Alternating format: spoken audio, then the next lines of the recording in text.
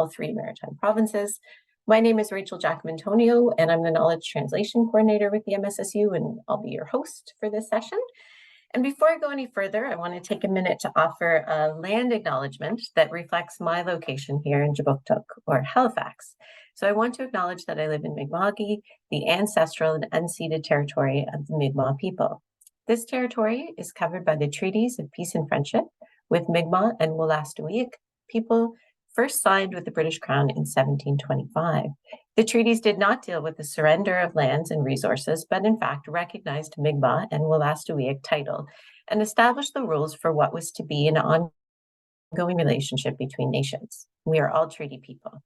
Here at the MSSU, we're committed to developing authentic and meaningful relationships with Indigenous communities and also supporting the inclusion of diverse perspectives in health research across the Maritimes. And as part of that commitment, we also recognize the histories, contributions, and legacies of the African Nova Scotian people who have been here for the last 400 years. Now, I recognize that this acknowledgement is for where I live, but one of our speakers and many of you are joining us from other parts of the country. And so if you feel inspired and want to reflect on the lands where you work and live, please feel free to add a land acknowledgement to the chat, reflecting where you are. And so today we'll be talking about Learning Together, a first of its kind Canadian-made framework for the evaluation of patient and public engagement in research. And before we dive in, just a couple of, oh, I got a got it message here. Don't know if you can see that. A couple of housekeeping notes. My slides don't want to advance for me. I'll do it without the slide. So let's see if I can do this from memory. So first off, we are recording. You probably would have gotten a notice. So there will be a video available afterwards. So just to make you aware of that, please don't forget to mute your microphones unless you're asking a question. And we have enabled closed captioning. So if you'd like captions, you can turn those on in your Zoom. And if you have a question, feel free to drop it into the chat. If you'd like to ask it yourself, you can put your name next to it. So without further ado, let me introduce our speakers to you. Many of them will be known, but just a recap. So Dr. Robin Urquhart is an associate professor and the Canadian Cancer Society Nova Scotia Division Endowed Chair in Population Cancer Research in the Department of Community Health and Epidemiology at Dalhousie University.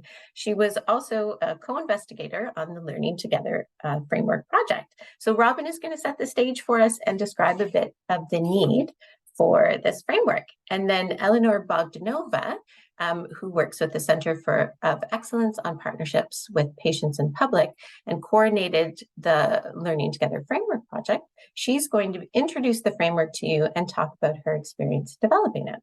And then we'll be joined by Donna Rubenstein, who is an MSSU patient public partner. And Donna participated in the Delphi process for the Learning Together framework and is a board member of the Patient Advisors Network, or PAN, who partnered on the project. And Donna's going to talk a little bit about how flexible the framework is and how it can be used to support patient engagement. So our goal is to cover all of that in sort of 20 to 25 minutes. So I'm going to shoosh really soon, and that will leave us about 20 minutes to have a discussion afterwards.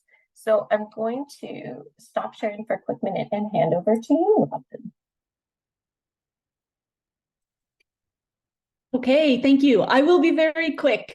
Thanks, Rachel, and thanks everybody for being here today. It's so wonderful to see everybody and to see the names and people that I haven't talked to and seen or whatever in a while, right? It feels like. So I'm gonna sort of give a sort of very sort of brief overview on sort of the need of the framework or my thinking around it. But first, we have a couple of questions for everyone. So we sort of wanted to get everyone engaged here. And so I think we'll start with a couple of questions. So the very first one, Rachel. Hang on one sec. I'm going to, for everyone, I'm going to drop a link in the chat to see if that's a bit easier. So there's a couple of ways you can join. You can go to menti.com and put this long number in, or use a QR code if you have a mobile phone handy. Or in the chat, I've just dropped a link in there. And I think if you click on that, it'll take you right to the poll. Okay. So those are the instructions. And if you want to use the code, they keep it at the top, just so you go to menti.com. All right. Oh, I see people are in there already. I'm handing back to you, Robin. Yeah, no, thank you, Rachel. Perfect. This is great. We're just have a few questions, curiosity. We're sort of curious as presenters today and folks who are involved in developing this framework, what the experience, what people's experiences with here of everyone sort of sitting around the table, sitting at your tables and so on today in terms of whether you've engaged patients in research or been a patient engaged. So perfect. So most people have been. Just sort of wait for a minute. This is great. I think that the answers will continue to come through as well if we go forward, so people can still get to that first slide first. So what do we think? Should we try the next one? Sure. Let's go ahead to the next one. And so the next one was, if you were involved, was there an evaluation of patient engagement at the end of the project or even throughout? I mean, was there an evaluation of patient engagement?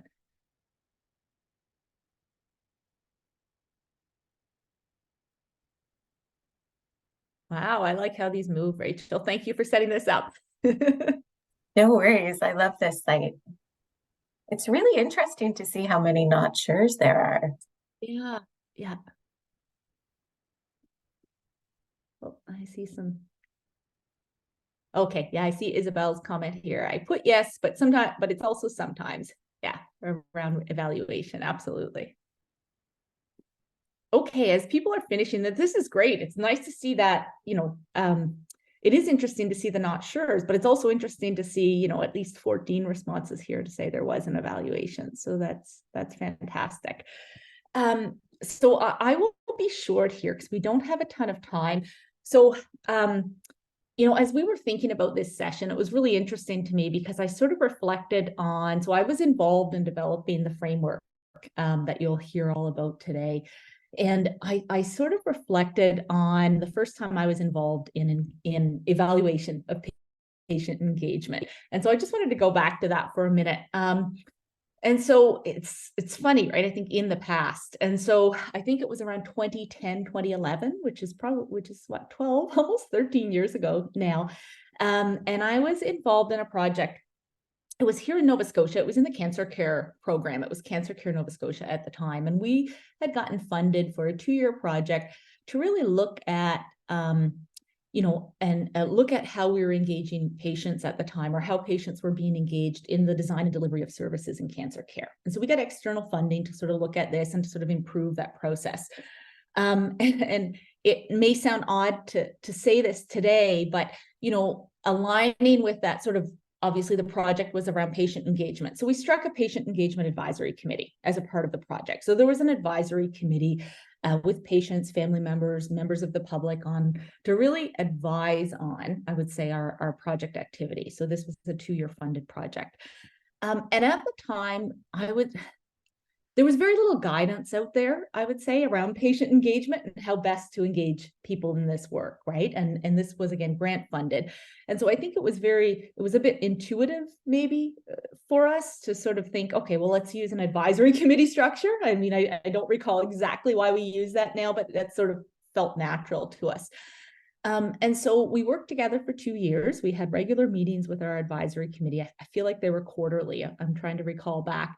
But then we did an evaluation. So I'll wrap this up soon, but we did an evaluation. And I think the same thing existed at that point, was that we had no guidance on how to evaluate patient engagement, right, in projects. It just didn't exist at the time, or very little existed. So we decided, there was a number of us that had qualitative research experience. So we decided to do interviews with advisory committee members to see, what their experience was. I actually took out the objectives earlier today just to remember exactly, but really we wanted to know, as a project team, did we effectively engage the advisory committee?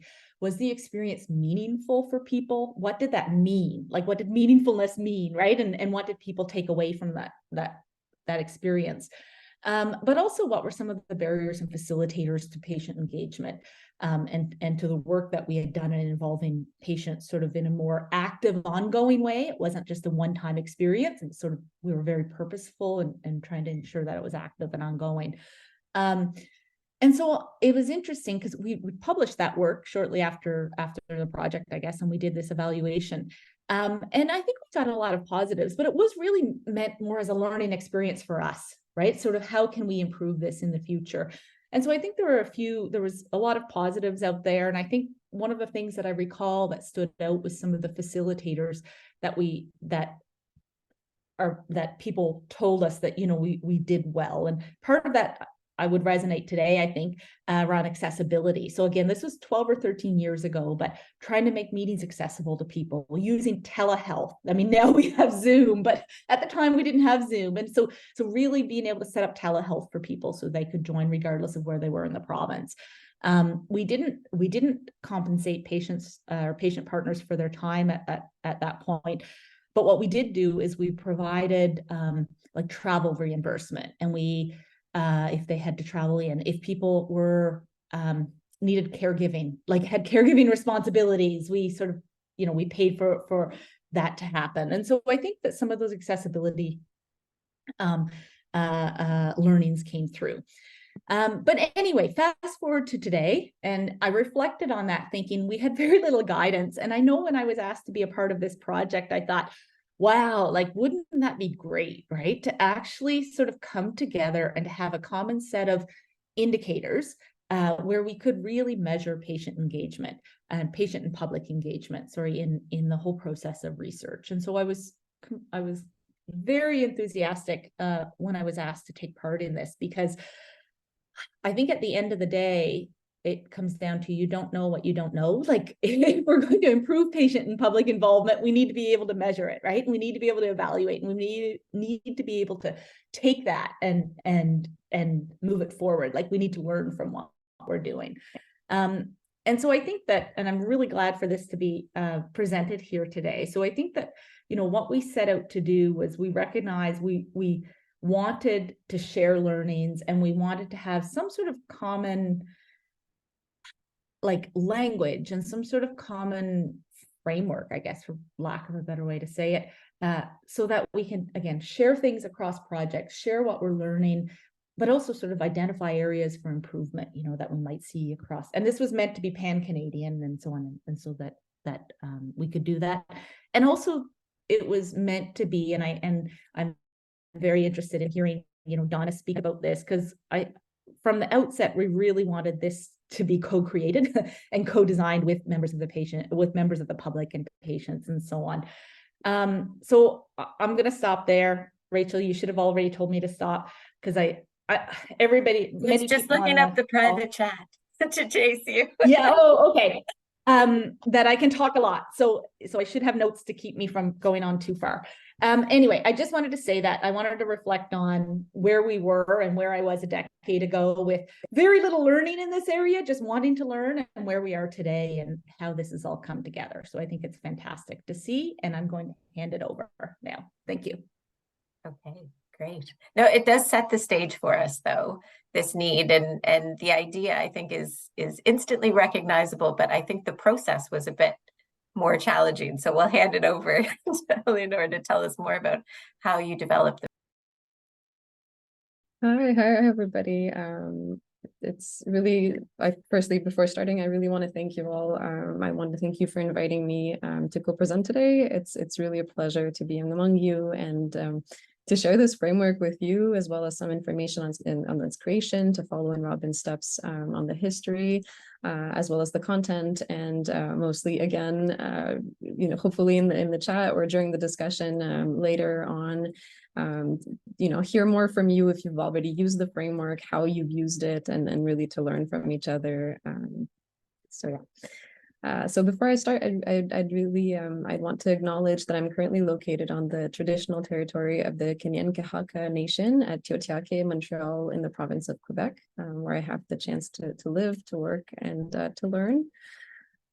So thank you again. I'm going to project the tool actually for you on screen, and I'll talk about a little bit of so again the creation and the content. So hopefully it's going to work. Do you all see my screen? Yeah, perfect. So I just want to make sure that I see you all as well. Okay. Great. Great. So, this tool really was meant, is meant actually as an iterative and reflective framework, which can be adapted. We can think of it as a customizable modular blueprint that can help you map the patient and caregiver engagement in your specific context, in your projects, in light of your relationships and in continuous communication with all team members. So to follow Robin's steps, a little bit of history. Before I came to work at the Center of Excellence on Partnership with Patients and the Public, a systematic review of evaluation tools was done by Audrey L'Espérance, Antoine Bourravin, Julia Abelson, colleagues in 2018. So way before my time. And this work showed the team that there were tools available, but there was a greater need for a tool that can be used, as Robin mentioned, more Canada-wide, more of a one-size-fits-all tool almost that could respond to people's needs. And ongoing discussions followed with SPOR units and networks and patient and caregiver partners, CIHR, in the desire to co-build through deliberative methods an evaluation framework that can be used to know to really plan out, to evaluate engagement. We'll talk about planning later, but to evaluate engagement, but also look what kind of transformation are we really looking for and what tools can be adequately used to serve this purpose. So the discussions began in 2018-19 and the launch of the framework was in March 2023. So that gives you an idea of the long span of this project, which I'm grateful to have been part of. So for those interested, we will shortly make available the recording of the launch, during which Audrey L'Espérance dives deeper into the framework, the methodology behind it, and how it can be used. So I'll share a link when it's available so that you can watch it if interested.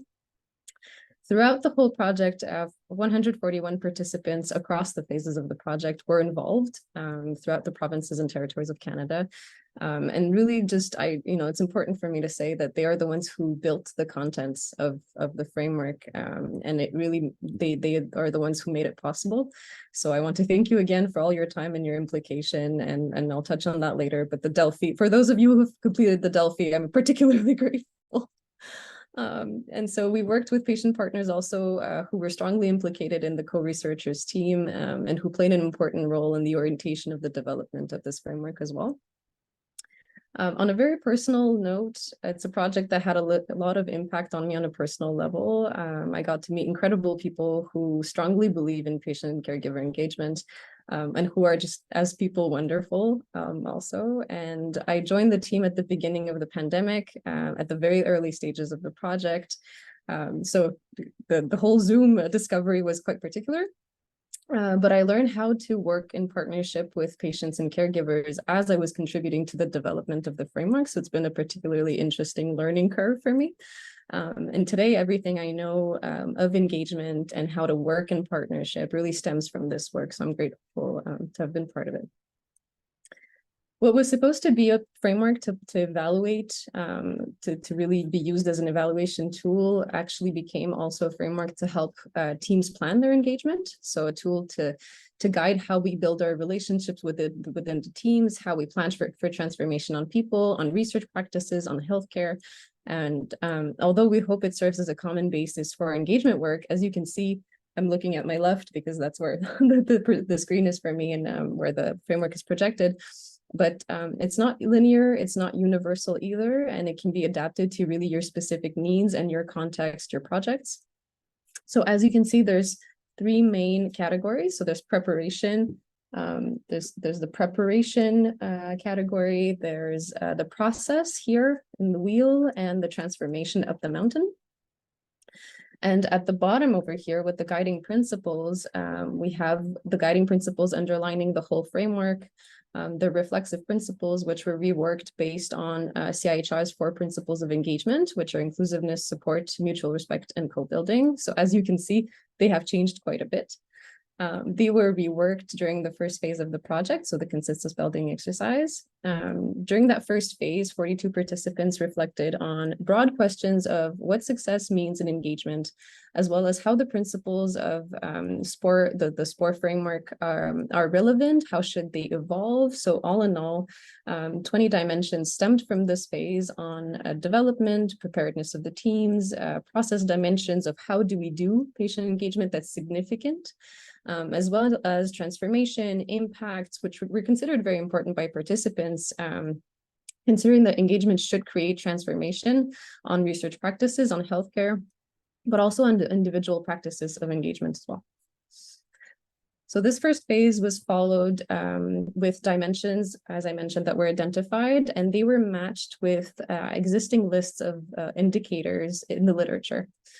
Which allowed us to prepare a Delphi questionnaire consisting of 2 very long rounds. So again, thank you. If you've completed them, you know how long they were, and they weren't easy to go through, surely. So the process of the Delphi was really to reach consensus on the indicators. So on the indicators that I can show you here, for example, if we think about here are the big dimensions, and if we dive deeper into them, you can see here, if you click on the interactive version of the framework, you can click and you can have the different indicators that came out of the Delphi.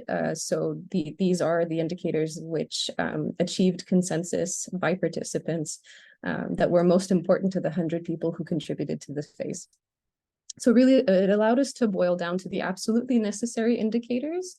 As you can see, those with the stars here, as well as the nice to haves, which are accompanied by the little plus next to them, which we could include, for example, if we want to evaluate as a team that wants to go a step further in engagement, or depending on their capacity to evaluate, which evolves as well. Equity-based discussions were also held with experts throughout the project, researchers and patient partners, mostly on language, formulations, as well as looking for indicators that would be missing or had to be added, which were important to these groups. And at the end, as you can see, the end result, a graphic designer translated the results into images, which illustrates the non-linear path of engagement work, as well as the importance of relationships, communication, as I mentioned, but also contains all of this information that was considered important by participants, while keeping it really, hopefully, user-friendly and light enough for those who are experts of evaluation, but as well as those who are just starting out and want to evaluate their engagement work. So the goal is really to offer a basis for teams, for projects, so they can use it as a tool. So we know where to start. We can identify together the elements that are important to all members of the team, for example, and what they want to plan for in terms of engagement, but also the transformation that we aim to achieve together. It can seem a little overwhelming with the amount of information, dimensions, indicators, if we're new to evaluation especially, but the idea of the framework, again, is to offer a basis, and then we can decide as a team what we want to evaluate at specific moments of the project, what are the goals, while having absolutely essential elements that are significant to our engagement, with the little stars, as I mentioned, and the nice to have, which we can also think of as indicators that we can use to evaluate if we want to go a little further. So the goal really, again, is to identify elements that are important even before we start working together and throughout the whole project. So I think that's really an element that's important, so that the whole time, the duration of the project, as well as even before we start, where patients and caregiver partners can be involved actively throughout, and obviously up the mountain of transformation, of impact on people and their work, as well as the project. And really, it helps us note down and value the impacts of patient engagement in research and follow through with it.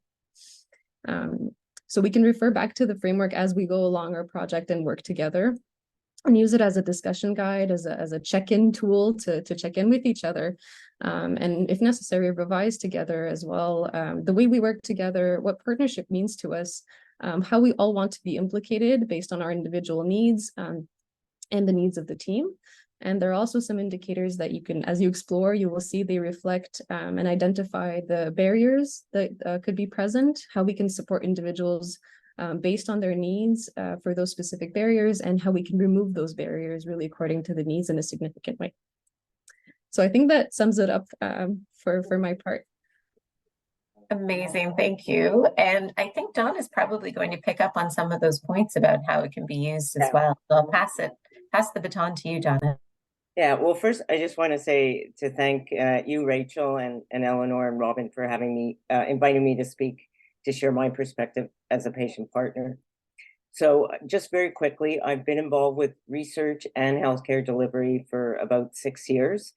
And my experiences included like a whole range of project types, from like short-term focus groups, rapid research, to a number of multi-year, longer-term projects. And some have been Nova Scotia specific, some have been national. So there's a real range in there.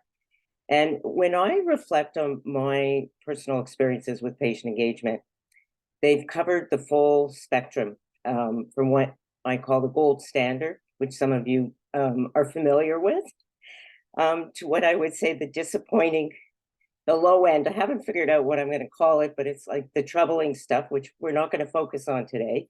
But I think that's typical of most patient partners. And if we did a poll around this room of the patient partners, I suspect most people would say they've had this range of experiences. But what's really exciting and encouraging today is that the improvements we're seeing over the past few years, and that includes recognizing that there are gaps and there's a lot of interest, and it's growing, to do it better. So this framework is a fabulous example of that. So I'm going to share with you my take on the tool as a user of the tool. I'll talk very briefly about how I participated, which was in a narrow way, actually, but more about how I see using it as a patient partner on projects going forward.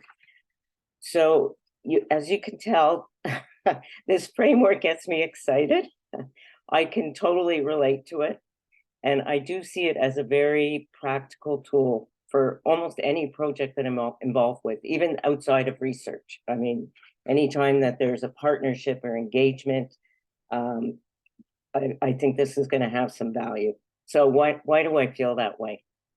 Okay, I'll just clarify first. I wasn't a project team member, and I'm speaking as a user. I did participate in the Delphi process, which I found really interesting, as I could actually tell from the questions that were being asked that the framework was evolving in the right direction. And I say the right direction because, like Robin, even in my shorter time frame, the experience I've had is the tools available were frankly limited in value to me, as in my experience of what I saw. So even when evaluation was done, I would say it didn't have, it wasn't getting a lot of marks from me. So I was excited to see the work being done. I think Eleanor or Robin mentioned, I think Eleanor mentioned the SPORE principles for patient engagement, which probably most of you are familiar with. They were a wonderful starting point when patient partnership was new. But we now have 10 plus years of incredible experience from both researchers and patient partners.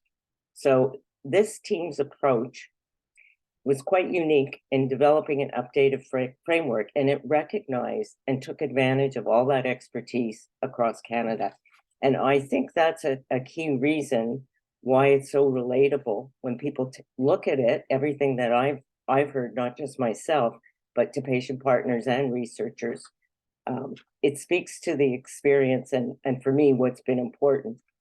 So this kind of takes off of Robin's comment. In addition to producing a useful tool, the project, I think, is demonstrating the value and impact of meaningful co-creation, because that's what happened in this project. And that was both on the team. Well, the data gathering process clearly involved people from all areas of Canada, all kinds of experience.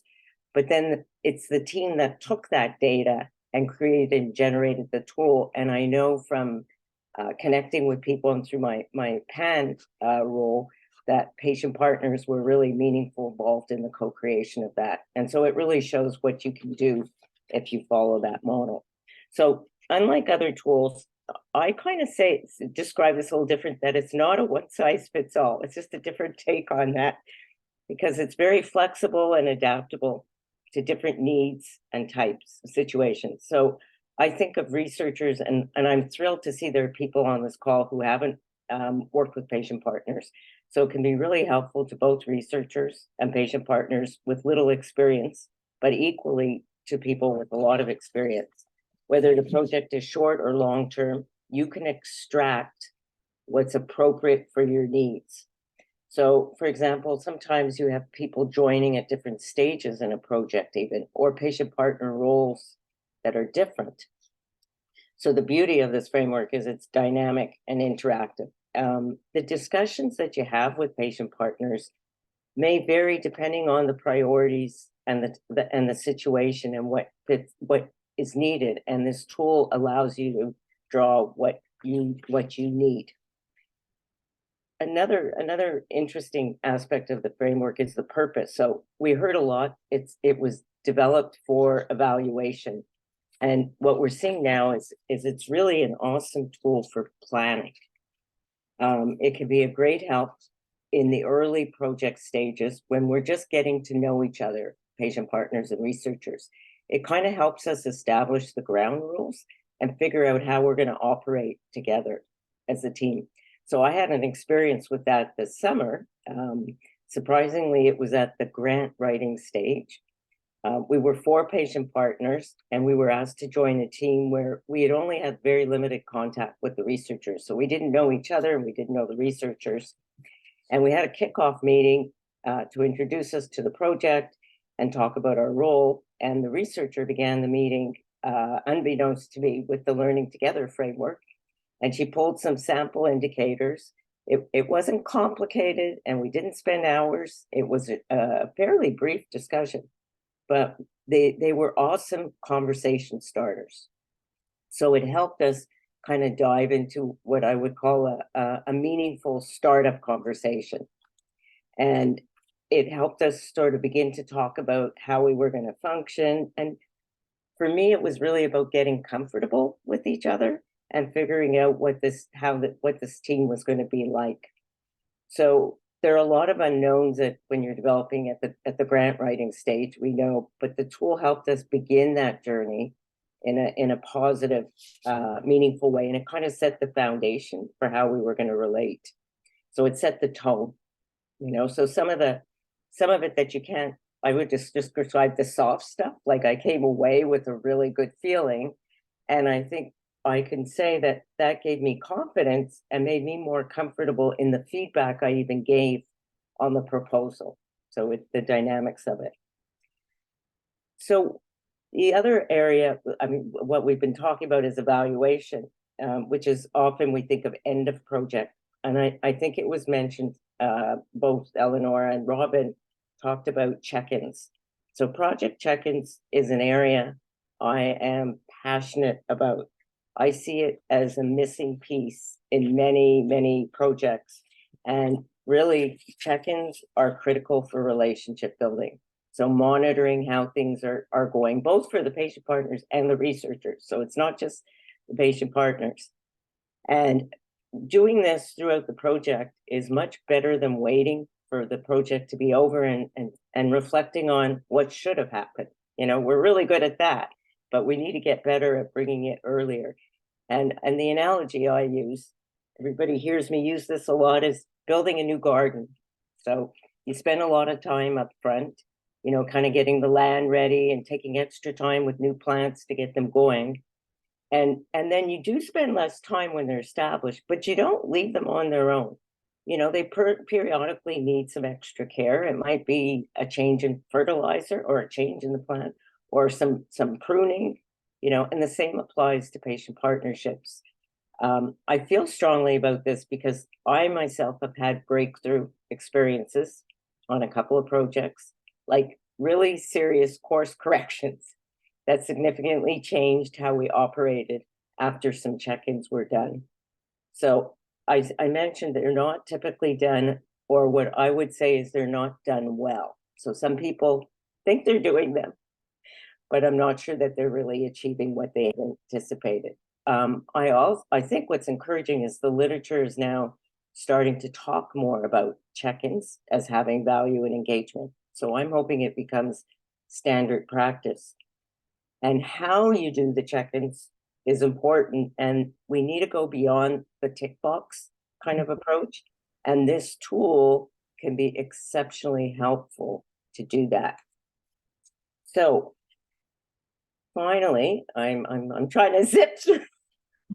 I was just going to interject on it to say that I think Isabella has similar experiences. She said that check-ins are good to find out what you need to do to course correct. So using the same language there as you. Oh my God, yeah, exactly. Yeah, yeah. Well, Isabel has a lot of experience, and she can say that with expertise. So I just want to say that the tool, I have started using it. I don't have a lot of experience with it. I find it's very relatable and easy to use. And I think that's because of the deep involvement by both researchers and patient partners with hands-on experience. So I think that gives it a high probability it's not going to sit on the shelf. As we know, there's a lot of stuff, good work, like really good work, but ends up on a shelf somewhere. We don't get it out. And I think that this is going to be adopted, and over time it's going to demonstrate that impact of the value of co-creation and community participation, because that's what generated this tool. So I'm excited kind of going forward to hear how others are using the tool, and how we can learn from each other on ways to apply it. And I'm hopeful too that it's going to encourage more meaningful evaluation work, which I think is critical for patient partnership to become the way we do all research, not just patient oriented. I hope one day we lose that term patient oriented research. Like, we don't need to say that, but that's another topic. So, Donna, I think you actually kind of segued into our next two poll questions beforehand, as we were talking about how flexible it is and how the different ways the frameworks can be used. We were curious to hear from this audience what they thought about the framework now, having been introduced to it. And so we had two more poll questions, which I've just shared. The first one, and I can see that some people found their way to it. Again, it's the same poll site. I'll drop the link in again into the chat. Oh, some curiosity, some maybes, some yeses. And while people are filling in that question, I'll just see there's a comment here from Christine Staubart, thanking you all for the presentation and for sharing the valuable working tool. Oh, and she shares as well the PORLIT tool. So if anyone's interested in a POR tool that provides a summative evaluation, she's sharing the one that was developed by Skipper. And there's a link there in the chat. And so it's based on the IAP2 criteria and the CIHR definition of POR. Great, thank you for sharing that, Christine. It's an excellent tool. And I can see that the votes are coming in, a lot of yeses and a lot of interest. Isabel, or sorry, Rachel, Isabel has a really good question. I'd be curious. I mean, I have some thoughts on that, but around what's key in check-in conversations. Yep. Did you want to answer that, and I'll move us ahead? I see Robin has a hand up as well, but you go first, Anna, and then we'll pass the baton. First of all, I think it may, the format even may vary, and that it needs to be not formal. It's not about it, in a meeting, do you have any additional comments, or do you have a problem with, like checking in? So I think it needs to be outside of the regular format of meeting. And sometimes it may be a phone call, sometimes it may be an email, and just engaging in some conversation. So it's not just a yes or no, but probing a little bit. So. Yeah. Robin, did you want to jump in on that one? So no, I was interested in hearing what Donna had to say, because I agree with her. I think, well, people who know me have heard me say this many times. I think a lot of what we all do are about relationships. And so I'm happy to hear, in a sense, Donna, you're saying not formal, like informal, like just check in, just see how people are doing, how things are going. And I don't know, I think back to a couple things. Like I always thought a good time to check in was not during a regular meeting, but like after the meeting, as like maybe you're walking you'll depart at some point, but maybe walking towards a bus stop together or something like that, right? Like just the more informal than the really formal. The other thing, and I'm reflecting when it made a difference, was kind of a little bit of a look back. Like sometimes when you set up expectations for a project, especially as patient partners, if you don't have a lot of experience, you don't know what you don't know, and you don't really know what you're committing to. So having an opportunity to reflect on the role and expectations, and I've seen where people kind of had an interpretation that was different. So you're able to revisit that and say, and look at, and sometimes make some changes. So somebody might have said, I'm not interested in getting involved. My role, this is what I want to do, because they might be uncomfortable taking on more. But as they spend a little time on a project, that may change and they may be interested in doing other things. Absolutely. Thank you, Donna. And if I can add to that, if I could reshare my screen, I'd actually do the, yeah. I'm going to stop sharing then. Gonna take a second. And you can take over. So to keep with the framework, actually, it would be interesting to go through it and identify. So is there a communication, like, are there indicators of communication that we really want to highlight, that those are important for us? So, openly and frankly, but also, do we want to be offering feedback as the project unfolds over time? Do we want to reflect together on, those elements of making changes as we receive feedback from each other, from researchers and patient partners? So it's really interesting, actually, that question of check-ins, because we could go through this wheel of process, or even, as you mentioned, Donna, about the roles and responsibilities, and we have, let's say we established at the beginning that we want a shared understanding, or we want to define together the goals and roles and responsibilities, and we can keep on checking in on that specific indicator of, are we still defining together, or do we have to redefine them together, as you mentioned? So I think it's a really, really important question to be able to identify in preparation as well as on the wheel. What are those elements of check-ins that we want to really be going through and making sure that they're important to us and that we reflect on them together. The other piece there, and I just want to emphasize, I know myself, it depends also on the setup of the project. I'm thinking like ones that are smaller, contained groups, it may look different than when you're on something that involves multiple teams. So there's a bit of, and I think the tool, as Eleanor says, allows you to do that, those questions, but how you do that may look a little different. Yeah, I think that's a really nice point, Donna. And the check-ins are a nice example of how you said the tool was relatable to your experience. So these are these activities or experiences you've had through being engaged, and you can see those reflected. Eleanor, you could go directly into the tool and see where those indicators are, and how the tool could then be used as a conversation starter about how those unique projects want to approach those kinds of check-ins or communications, which is really helpful. And we're seeing that in the poll results too, because if you add it together, there's more people thinking about using it for planning and as a conversation starter than for evaluation. So that seems to be a really valuable aspect of the framework to people. There's a few more comments here in the chat. So Isabel has added a bit to her comments about check-ins. So she was thinking about using, I'm sorry, Isabel, I'm not familiar with that acronym, but Peers 22 for check-ins. And she says the idea being that we have some data on an ongoing basis for an organization so we can understand where we need to improve, and using the conversations as more of an immediate way to understand how we can improve. So really seeing those conversations as a tool over time. And I'm assuming that Peers 22 is sort of a guide for those conversations, perhaps the way this framework could be, as Eleanor was saying. And we have another comment from Jennifer. She says, I think a more formal evaluation should be done at least once partway through.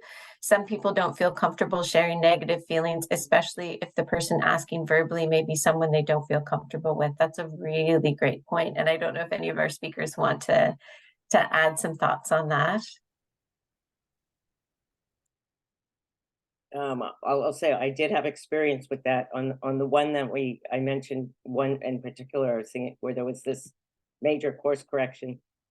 We actually did undergo a formal evaluation, and that was thanks to COVID, actually, because the clinical part had been stalled and there was funding for some researcher time. So we actually developed an interview guide with the patient partners and did interviews, like we did a whole formal process and gathered the data. But what we learned, it triggered a number of discussions then, and a realization that there were some areas that needed some work that we've really gone off. And then changes were made, and because it was a long-term project, we had the opportunity to make changes. And I will say the researcher leading it really demonstrated leadership in terms of taking it on and making the changes. And it wasn't overnight. You know, these things are not simple things, but within months we saw changes. So I would agree with that. Thanks, Donna. We have another question in the chat from Dorothy. She asked, she's wondering if the framework has been used for research involving children. Does anyone know? I don't know the answer to that. Yeah. No, but I would love to know if someone has, and how it went also, and how it was adapted, and yeah. So I think that is a really interesting question. We were going to we'll send an email out after the event where we'll have a link to the evaluation survey, and we'll put a link to the framework in it and so on. And Eleanor, if you want, I can put your email in if people are using the framework or use it in the future and want to drop her a line to let her know. That would be great, because sometimes these things, once they're out there in the wild, they are being used in certain ways and you're just not aware of them. So I think that's a really good question that we'll hopefully have an answer to someday. So I don't think I've missed anyone in the chat. So I have another question about the framework for you. And when we were looking at it, there's a lot of talk about how it's flexible and you can work with it to design it to suit your project. So thinking about the graphic, do I need to start at the beginning of the trail, or can you kind of jump in different spots? And I'll give that question to you, Eleonora, since you're closest to its development.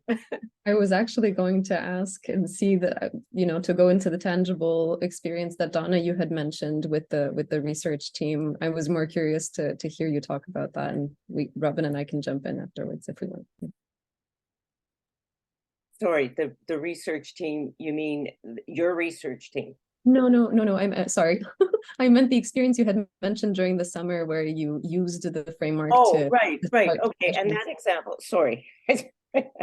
Yeah, different times. Okay. No, so that was this summer, right? And what they did, the coordinator decided she just pulled it into the middle. Well, not the middle, but it was the preparation area. But she picked a couple of things that she felt were relevant for the nature of us getting going. And so I think what was great about it was she wasn't fixated and I have to start at the front end, because that's what it said. Like we're trained that way. It's like, well, go through the list. And I think this is where, if being comfortable saying, reading it through and saying, okay, what would work for me right now? So it wasn't the early, because it was talking about how we're going to operate and roles. So I don't know if that answers that. Yeah. So, and that worked well, because the whole idea of it wasn't to check off the list that we had done that. This was really, at that point, was a conversation starter and to get to know each other and figure out how we were going to operate together. Yeah, that's a really good point, Donna. The need to fight treating things like a checklist and kind of engage with the process of engaging. We have a question. But it did help. I know what I would say is it gave also me coming in, I had some reference to say, what about this? Like that gives you something that, that so you're not completely avoiding some of the tough stuff as well. So that's. Yeah, and that's a really good point. I think that's also interesting where we can all jump in and say, well, these are the indicators that are specifically interesting to me. Can we talk about those? So it's really, I think that's the thing that we really enjoyed about this framework as well, is that from our different perspectives, we can all share what's important to us and meet each other there and actually let ourselves go there and talk about those things that are important to every person. Thank you.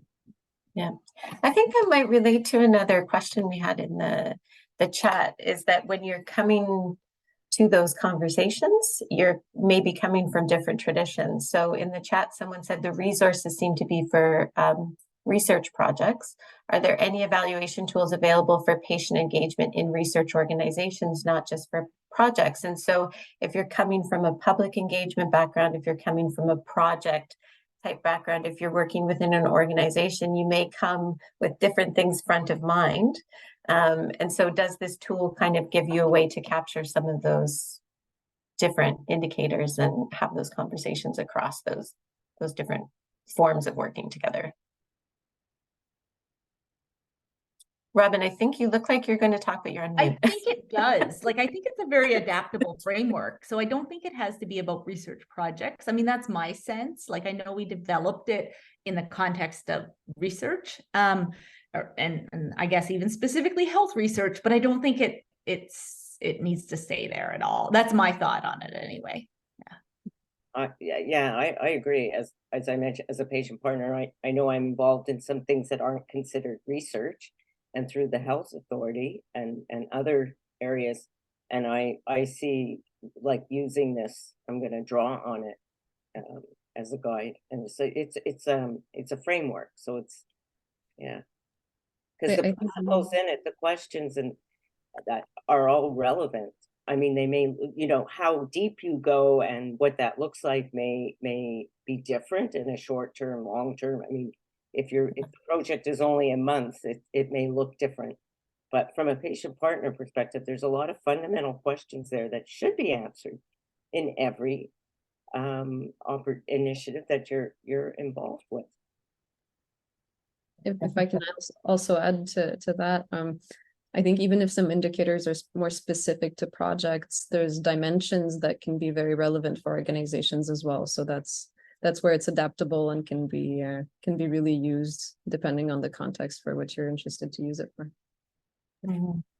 And just some agreement coming in the chat. Isabel was commenting, Donna, she liked your point about tools, not checklists, and also agreed that partnership is partnership and it could be different in different contexts, but those elements remain the same. So a tool like this that helps guide you through those conversations. And Trudy added to this that the framework could be used for governance as well. That's a really good point. A lot of those elements to encourage governance and other patient engagement projects that don't involve research. I think that's just echoing those points about how useful this is. And I think the timeline point that you made, Donna, is another really interesting one too, is that maybe projects versus organizations. Organizations, you might have a slightly longer timeline and ability to invest in those relationships or establish communication channels and so on. And so the framework gives you the ability to think about how to do that, but also could be pared back if it's a smaller project. Like relationships, we know outside of research are important in any group, and we all have room to improve in that area. I just want to take off on Isabel's comment about the partnership. It's a plug for patient partners. Whereas I was excited to see out of the Institute of Genetics, I think out of CHR, has recently announced that they're shifting their language, and language words matter, from patient engagement to patient partnership. And I know for me as a patient partner, that meant a lot. It's a whole other discussion, but I think that's reflective of, again, of we're starting to think of it differently. And I know I'm uncomfortable with the word engagement. It's really evolved. It started it's much more transactional, and partnership has a lot more room in it. So I think that's a positive. Hey, it's Isabel here. Can I just jump in for a second? Absolutely. Donna, I cannot tell you how happy it makes me to hear you say that, because I'm involved with the Institute of Genetics on their IAB and work quite closely with their patient partnership person, Jillian. It was wonderful. And she did that based on we haven't put it on our website why we're doing it. Like, she's ahead of us on doing that, but she based it on the work that we're doing at Skip around how we frame partnership and language in an effort to change culture through how people see the words, and also model the value that patient partner expertise has on a team. So thank you so much, Donna. I just have to say thank you for that. Well, I was excited because now I'm using it with other things and saying, well, it's not, they've set the pace, they've set the standards.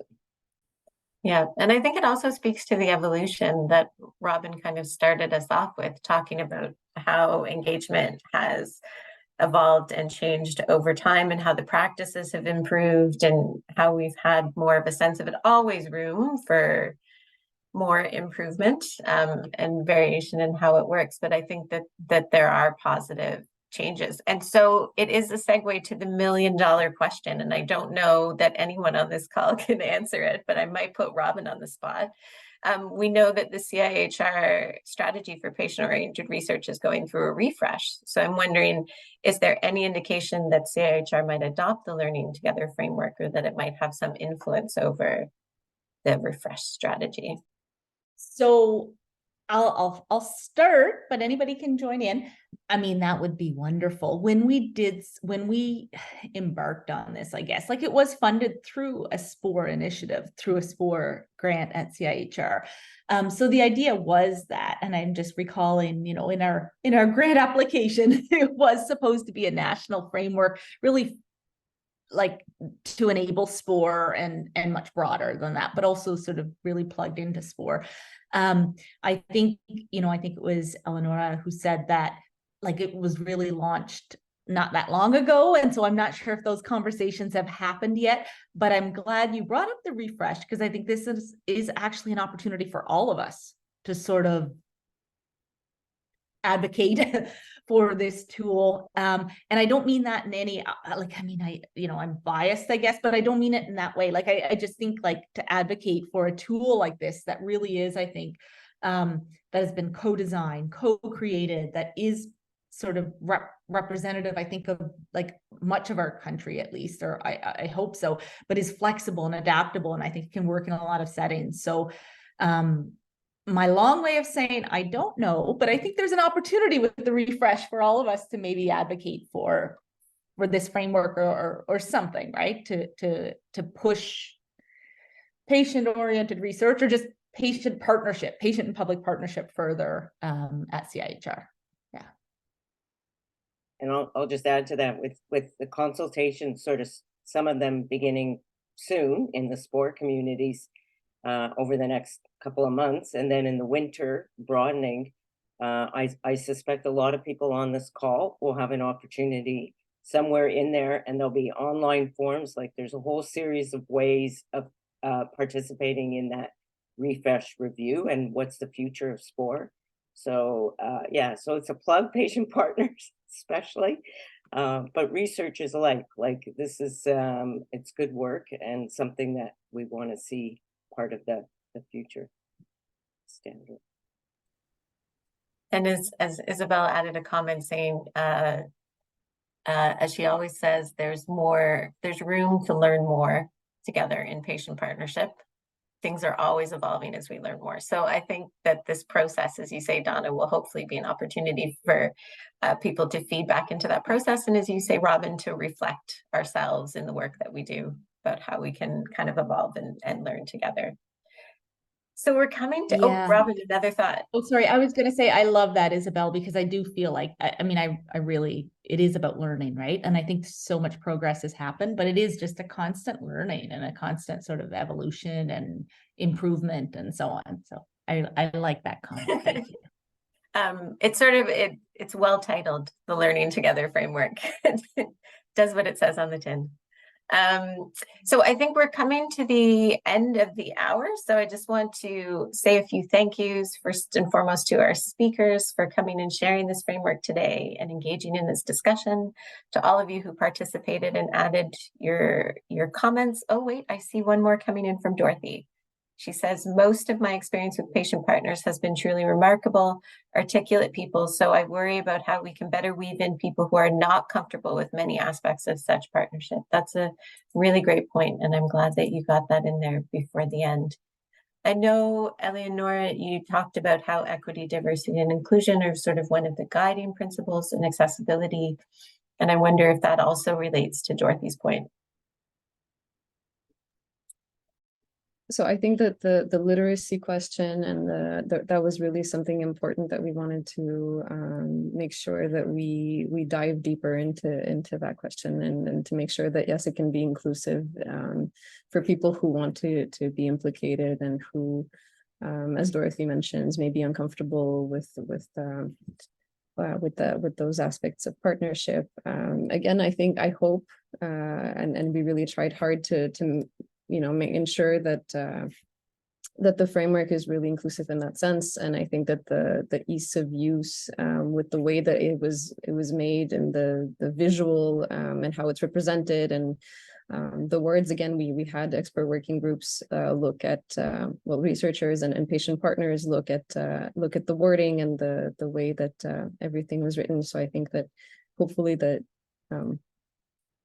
it can in that sense be used, and I don't know if Robin or Donna, you wanted to add to that.